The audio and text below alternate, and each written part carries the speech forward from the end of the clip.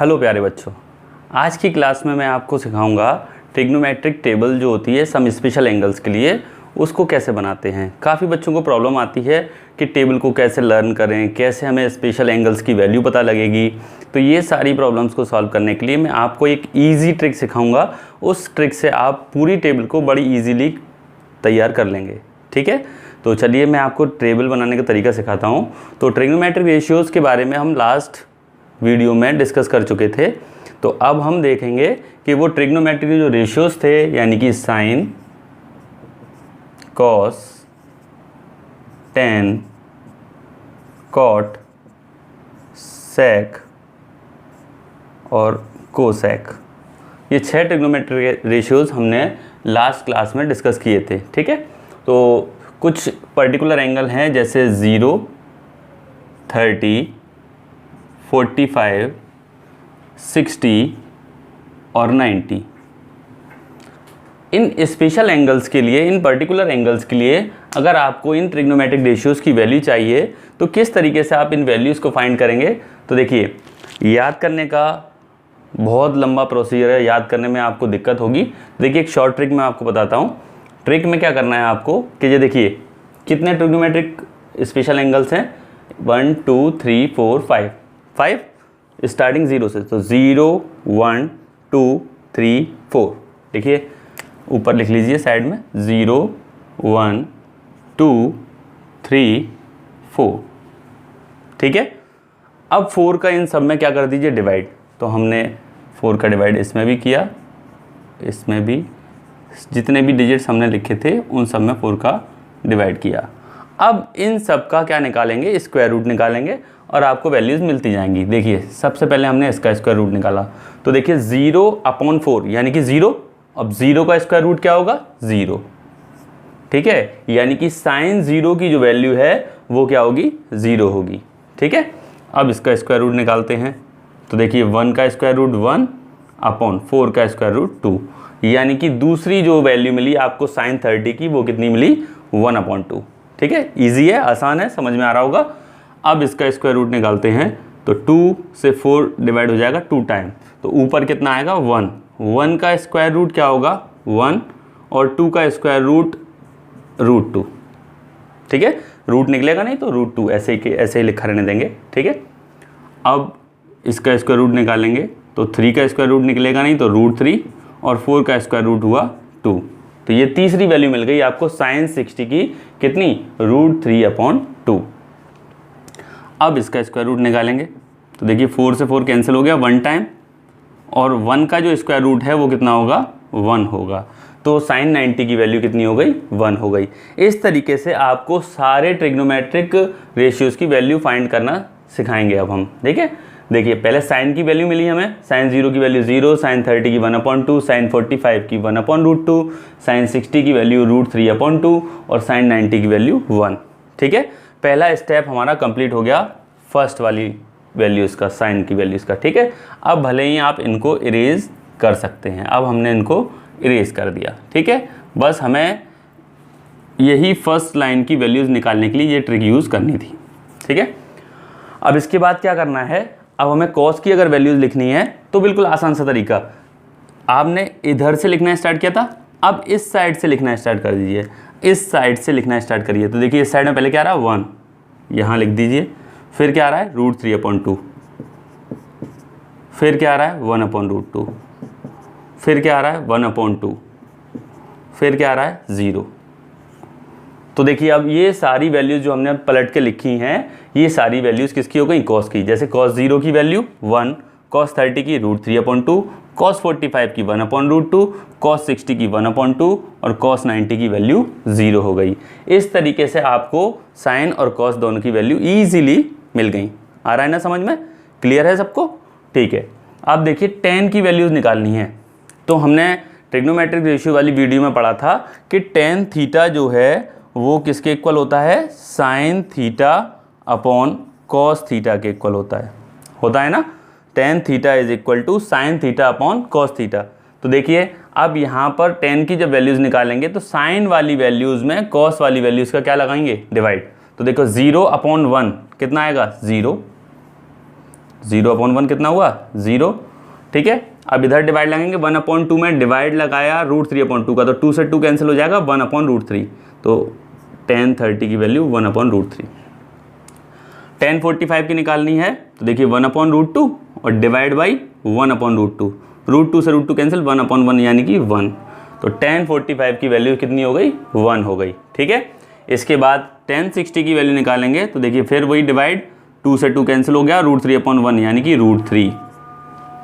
अब देखिए लास्ट 1 में डिवाइड लगाएंगे 0 का, तो 1/0 यानी कि नॉट डिफाइंड, ठीक है। या इनफाइनाइट भी ले सकते हैं, इस तरीके से लिख सकते हैं। आप ऐसे नहीं लिखना चाहते हैं इसको तो ऐसे भी सिंबल से नोट कर सकते हैं, इनफाइनाइट के सिंबल से, ठीक है। अब देखिए tan की वैल्यूज सारी मिल गई। अब हमको निकालनी है कॉट की वैल्यूज़। कॉट की वैल्यूज निकालने के लिए सेम जो प्रोसीजर ऊपर यूज़ किया था ना, वही सेम यहाँ से लिखना स्टार्ट करेंगे। पहले इधर से लिखा था, अब इस साइड से लिखना स्टार्ट करिए। देखिए पहले नॉट डिफाइंड, फिर √3, फिर 1, फिर 1/√3, फिर 0, ठीक है। इजीली मिल गई कॉट की वैल्यूज सारी, ठीक है। अब इसके बाद देखिए सेक की वैल्यूज निकालेंगे, ठीक है। अब देखिए सेक के बारे में हमने लास्ट वीडियो में डिस्कस किया था कि सेक थीटा जो होता है वो 1/cos थीटा होता है, कॉस का रेसिप्रोकल होता है, ठीक है। तो सेक, अब कॉस की वैल्यूज़ को उल्टा कर दीजिए। ये 1 लिखा है तो 1 को 1/1 लिख सकते हैं ना, तो उल्टा करेंगे तब भी वो 1/1 रहेगा, तो इसका मतलब सेक की वैल्यू भी 1 आएगी 0 पर। अब सेक 30 की वैल्यू निकालनी है तो कॉस का ये √3/2 उल्टा रेसिप्रोकल करोगे तो 2/√3, उल्टा कर दो ऐसे करके, तो 2/√3। अब इसको उल्टा करेंगे तो √2/1 यानी कि √2, इसको उल्टा कर दीजिए 2/1 यानी कि 2, ठीक है। अब 0/1 होगा, यहाँ पर क्या होगा 0/1। जब आप इसको उल्टा करेंगे तो क्या होगा देखिए 1/0 हो जाएगा, 1 ऊपर पहुँच जाएगा 0 नीचे, 1/0, वही नॉट डिफाइंड आ गया, ठीक है जी। अब इस तरीके से आपको सेक की सारी वैल्यूज़ मिल गई, सेक 0 की, 30 की, 45 पर, 60 पर और 90 पर। अब वही प्रोसीजर जो हम अब तक यूज़ करते चले आ रहे थे, ये वैल्यूज़ ऐसे लिखी हैं, पलट के लिखना स्टार्ट कर दें इस साइड से, तो इनफाइनाइट 2, √2, 2/√3 और 1, ठीक है। समझ में आया मेथड पूरा? बिल्कुल इजीली आप इस टेबल को जनरेट कर सकते हैं। पूरी टेबल बनके तैयार हो गई है और आपको सारी ट्रिग्नोमेट्रिक रेशियोज़ की वैल्यू मिल गई हैं स्पेशल एंगल्स पर, ठीक है। इस तरीके से आपको कोई प्रॉब्लम हो तो आप अच्छे से इस वीडियो को 2 या 3 बार देखेंगे तो पूरी वीडियो के अकॉर्डिंग आपको पूरा समझ में आ जाएगा कि टेबल किस तरीके से आपको तैयार करनी है, ठीक है। अब इसके ऊपर बेस्ड क्वेश्चन किस तरीके से आएंगे, तो कुछ इंपॉर्टेंट क्वेश्चन हैं एनसीईआरटी के, वो हम डिस्कस करते हैं आगे, ठीक है। चलिए देखते हैं। चलिए क्वेश्चन है cos 60 cos 30 plus sin 60 sin 30। इस एक्सरसाइज के सारे क्वेश्चन बिल्कुल इजी हैं और आपको केवल क्या करना है, टेबल में से वैल्यू देखकर और यहाँ पर क्या करनी है, रिप्लेस करनी है, बस पुट कर दीजिए वैल्यू, ठीक है। cos 60 की वैल्यू, अब मैंने आपको टेबल बनाना सिखाई थी, टेबल में देखिए ज़रा वैल्यू cos 60 की कितनी थी, देखिए cos 60 की वैल्यू 1/2 इंटू cos 30 की वैल्यू देखिए टेबल में, cos 30 की वैल्यू √3/2 प्लस sin 60, अब टेबल में देखेंगे आप sin 60 की वैल्यू √3/2 इंटू sin 30 की वैल्यू देखिए टेबल में 1/2, ठीक है। इस तरीके से आपने सारी वैल्यूज़ कॉपी करके टेबल में से यहाँ पर लिख दी, ठीक है। तो देखिए √3 × 1 √3 और 2 का 2 से मल्टीप्लाई हुआ तो 4 प्लस यहाँ पर भी √3 का 1 से हुआ तो √3/4, एलसीएम कितना आएगा 4 और ये हो गया √3 और √3 2√3। अब चाहें तो 2 से 4 को काट सकते हैं, कितना आ गया √3/2, यानी कि इसकी वैल्यू आएगी √3/2, यही इसका आंसर होगा, ठीक है। समझ में आया, क्लियर है ना, ठीक है। अब एक अगला क्वेश्चन एक और देखेंगे जो पहले कई साल बोर्ड एग्जाम्स में पूछा जा चुका है, तो उस क्वेश्चन को मैं लिख रहा हूँ, उसको अच्छे से समझिए, ठीक है ना। देखिए क्वेश्चन है if sin a + b = 1 and cos a - b = √3/2 and a + b lies between 0 and 90, यानी कि ए प्लस बी की जो वैल्यू है वो 0 से बड़ी है, 90 या 90 से छोटी है, यानी कि ये जो इन दोनों का सम आ रहा है एंगल्स का वो 90 से छोटा होगा और 0 से बड़ा। A is greater than B और ए की वैल्यू बी से बड़ी है, then find A and B. तो आपको ए और बी एंगल्स फाइंड करने हैं, ठीक है। इस टाइप के क्वेश्चंस जो हैं वो लास्ट ईयर्स में कई बार एग्जाम्स में पूछे जा चुके हैं, तो इसलिए अच्छे से समझ लीजिए इस क्वेश्चन को। देखिए sine A plus B equal to क्या दिया हुआ है 1, देखिए सॉल्यूशन देखिए, sine A plus B equal to 1। तो 1 अपनी टेबल में देख के बताइए कि 1 जो है वो किसकी वैल्यू होती है साइन में, क्योंकि इस side sign A plus B है तो 1 वैल्यू ढूंढिए साइन में किसकी होती है। तो साइन में जो 1 वैल्यू होती है वो साइन 90 की होती है। तो यहाँ पर देखिए sine A plus B is equal to 1 की जगह क्या रिप्लेस कर सकते हैं हम, साइन 90 डिग्री, ठीक है। तो अब कंपेयर करेंगे तो देखिए A plus B is equal to कितना हो जाएगा, 90 हो जाएगा। Sine A plus B equal to sine 90, then A plus B is equal to 90, equation number first, ठीक है। अब देखिए दूसरा क्या दिया होता हमें, इसको भी मैं यहीं कर देता हूँ solve. cos a minus B is equal to √3/2। अब देखिए ये cos की वैल्यू है तो √3/2 टेबल में से देख के बताइए कि √3/2 किसकी वैल्यू होती है cos में जी। cos a minus B is equal to √3/2 value जो होती है वो cos में होती है cos 30 की, तो cos 30 डिग्री, ठीक है। अब आप कंपेयर करिए फिर दोबारा, तो a minus B is equal to कितना हो गया, 30 हो गया, इक्वेशन नंबर सेकंड। अब आपको इन दोनों इक्वेशंस को क्या करना है, बस सॉल्व करना है, ठीक है। तो a minus B is equal to 30, ये हमारी सेकंड इक्वेशन थी। हमने एलिमिनेशन मेथड लगाया, ऐड करने पर ये दोनों इक्वेशन है में से b कट गया, कैंसिल हो गया, a और a 2a, 90 और 30 120, तो a की वैल्यू कितनी आ गई, 2 से 120 कैंसिल हुआ 60 टाइम, यानी कि ए जो एंगल है वो 60 डिग्री का होगा, ठीक है। अब ये वैल्यू किसी भी एक इक्वेशन में रिप्लेस कर दीजिए। तो जैसे हमने रिप्लेस कर दी फर्स्ट में, तो 60 plus B is equal to 90, यानी कि B is equal to 30 degree. ये उधर ट्रांसफर होगा, माइनस हो जाएगा, तो बी की वैल्यू कितनी निकल के आ गई, 30 डिग्री। ए निकल के आ गया 60 डिग्री का। इस तरीके से आप कोई भी एंगल फाइंड कर सकते हैं इस टाइप के क्वेश्चंस में, ठीक है। तो इनकी भी आप अच्छे से प्रैक्टिस करिए, एनसीईआरटी में क्वेश्चंस दिए हुए हैं, एग्जाम्पल में भी हैं और एक्सरसाइजेज में भी हैं, ठीक है। इसके बाद एक छोटा सा क्वेश्चन और है, उसको हम डिस्कस करेंगे, फिर ये हमारा चैप्टर क्लोज हो जाएगा। इसके बाद हम आगे डिस्कस करेंगे नेक्स्ट वीडियो में इसके आइडेंटिटी वाले चैप्टर को, ठीक है। आइडेंटिटीज़ ट्रिग्नोमेट्री से रिलेटेड जो भी हैं उसको अगली वीडियो में हम डिस्कस करेंगे। चलिए एक क्वेश्चन देख लेते हैं फिर कंप्लीट करते हैं। देखिए क्वेश्चन है ABC is a right triangle. ABC एक राइट ट्राइंगल है, right angle at C point पर राइट एंगल है, ठीक है। तो क्वेश्चन के अकॉर्डिंग हमने सबसे पहले फिगर ड्रॉ किया, ABC एक राइट ट्राइंगल और right angle at C point पर राइट एंगल है, तो C पॉइंट पर एक राइट एंगल बनाया और आप एक को पॉइंट को A दिया और एक को B दिया। एंगल A इक्वल टू 30 और ये जो एंगल A है ये 30 डिग्री दिया हुआ है, and AB is equal to 40 centimetre और ये जो साइड है वो कितनी दी हुई है, 40 सेंटीमीटर। इस ट्राइंगल में ये AB क्या होगा, हाइपोटेनस होगा, ठीक है। तो हाइपोटेनस 40 दिया हुआ है। अब आपको फाइंड करना है the remaining 2 sides of the triangle ABC। ABC की बची हुई 2 साइड हैं, यानी कि ये बेस और एल्टीट्यूड, ठीक है।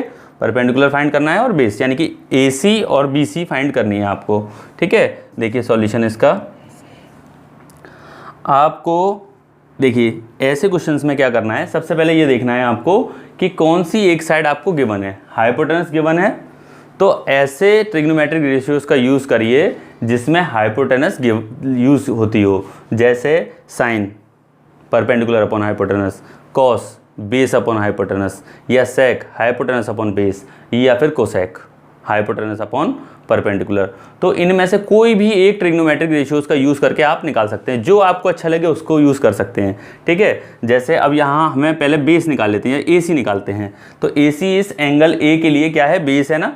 तो बेस और हाइपोटेनस का यूज़ कौन से फॉर्मूले में होता है, बेस और हाइपोटेनस या तो सेक में आता है या फिर कॉस में आता है, दोनों में से कोई सा भी यूज़ करिए, ठीक है। जैसे आपको कॉस याद रहता है तो cos A is equal to, A angle के लिए कॉस A इक्वल टू, याद करिए क्या बताया था, कॉस A इक्वल टू होता है बेस अपॉन हाइपोटेनस। तो बेस क्या है यहाँ पर AC अपॉन हाइपोटेनस क्या है यहाँ पर AB।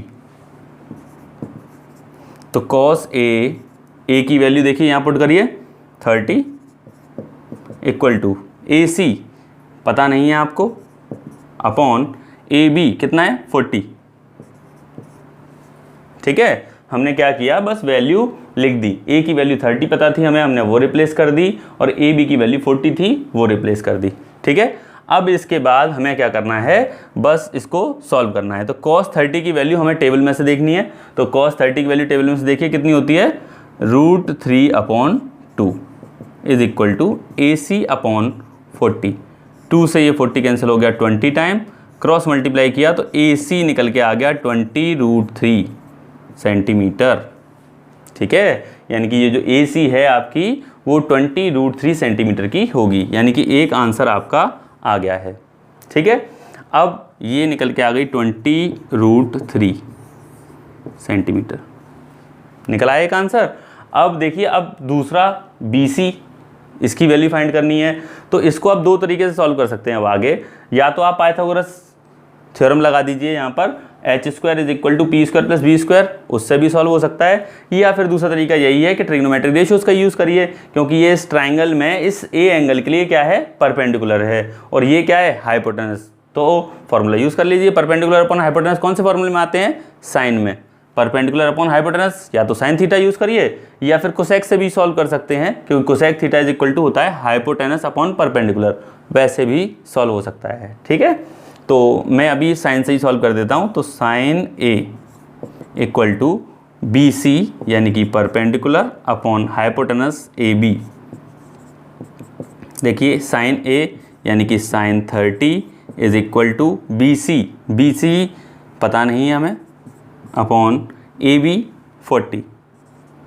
तो वैल्यू पुट करिए साइन 30 की, साइन 30 की वैल्यू 1/2 होती है, टेबल में से देख लीजिए।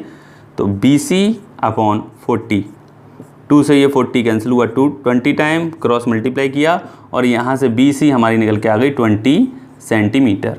ठीक है, तो ये BC 20 सेंटीमीटर, ये हमारा दूसरा आंसर फाइंड हो गया। ठीक है, इस तरीके से आप किसी भी ट्राइंगल में ट्रिग्नोमेट्रिक स्पेशल एंगल्स का यूज़ करके और साइड्स फाइंड कर सकते हैं।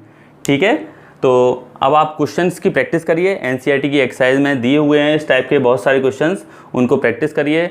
और आपको अगर ये वीडियो पसंद आई हो तो प्लीज़ इसको लाइक करिए, सब्सक्राइब करिए चैनल को, और मैं आगे भी आपको इस तरीके के सारे कॉन्सेप्ट्स को क्लियर करता रहूँगा ईजी वे में। ठीक है, थैंक यू सो मच।